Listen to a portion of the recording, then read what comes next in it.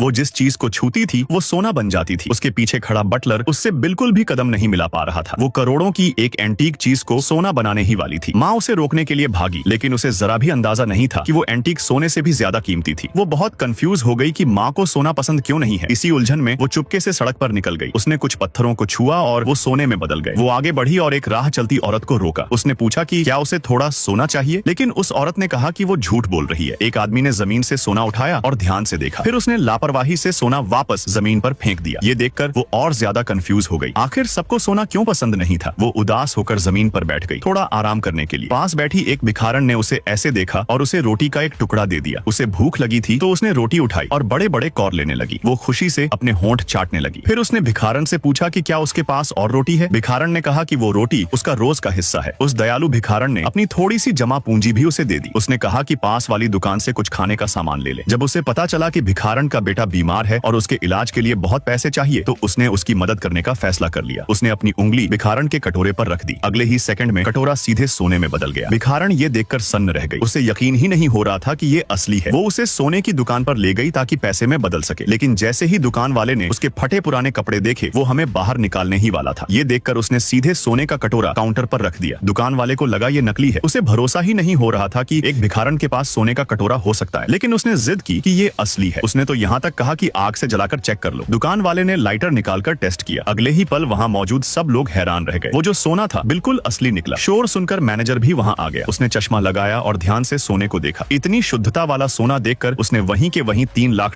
की कीमत लगा दी। भिखारन खुशी से रोने जैसी हो गई। अब उसके पास अपने बेटे के इलाज के पैसे थे। वो वहाँ से चुपचाप निकल गई। किसी की मदद कर पाने की खुशी उसे अंदर से बहुत सुकून दे रही थी। वो फिर से सड़क पर चलने लगी, ऐसे लोगों की तलाश में जिन्हें सच में मदद की जरूरत थी। अब बताओ, क्या अगर किसी के पास सब कुछ बदल देने की ताकत हो तो क्या असली खुशी खुद के लिए होगी या दूसरों के लिए।